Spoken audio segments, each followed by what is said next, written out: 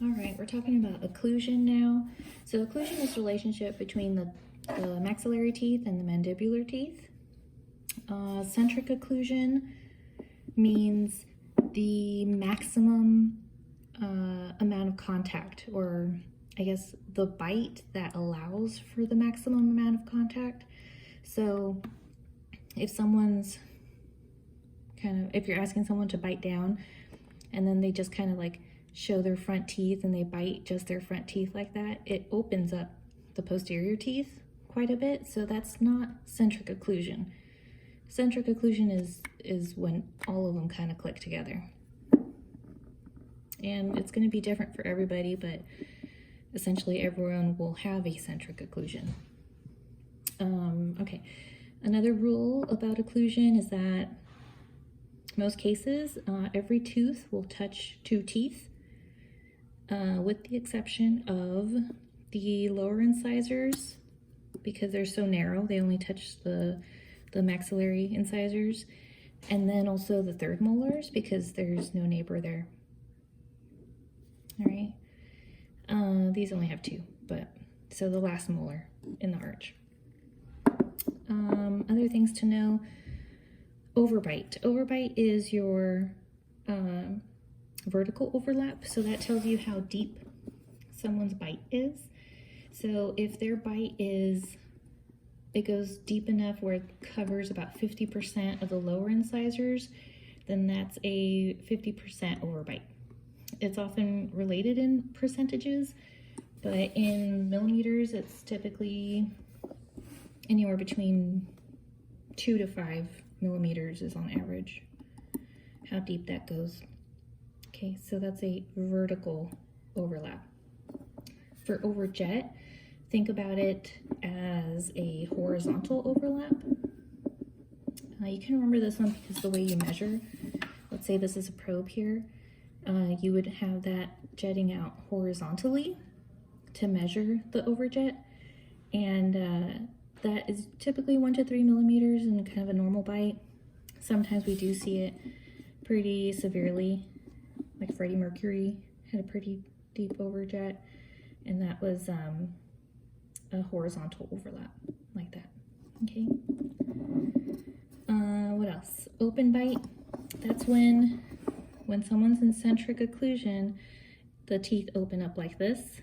Like that's just how their teeth are going to come together. We call that open bite. There's end to end and edge to edge. So end to end, we see that in the posterior teeth like this, where the cusps are not interdigitated like that. They're end to end. That's where they lay. Or edge to edge, where the teeth kind of come in incisal edge to incisal edge. Okay. And then there's crossbite. That's anytime a mandibular tooth is outside of the arch so much that it's over buccally to the maxillary tooth. We have some examples, so I can describe that one later. And then let's see, the other thing you'll need to know is angles classifications. Those I can also go through each class individually depending on like what models we've got here. But essentially, you'll use the maxillary first molar and the mandibular first molar to determine angles classifications.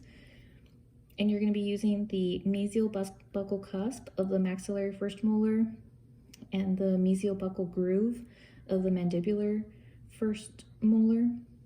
And in angles classification 1, in class 1, this buccal cusp goes into that buccal groove right there. And in angles class 2, the maxillary mesial buccal cusp is mesial to the mesial buccal groove. That means it's more anterior, like that. And then this one has different divisions depending on the anterior teeth, but like I said, I'll go through that a little bit more with the specific model for that.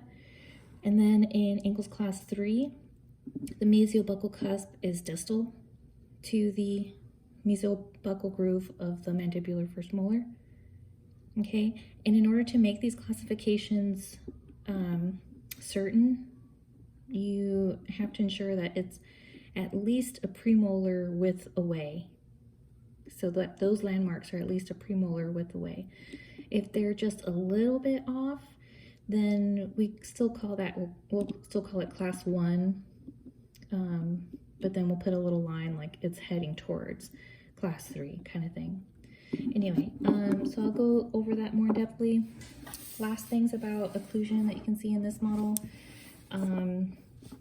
Curve of Wilson, that's going to be an anterior line, this line that you see right here, kind of between top teeth and bottom teeth.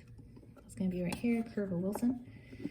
And then curve of Spee is going to be a line that you can see of the maxillary and mandibular teeth in the buccal view.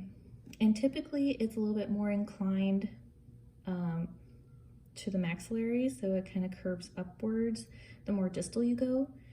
And this is very helpful like in radiology. If you're looking at a radiograph and you're trying to mount them, trying to figure out between right and left, you'll look at that curve of Spee to determine that. Okay, so next videos we'll go a little bit more in depth on the angles classifications, and we'll go through each model that we have here. Okay, thanks.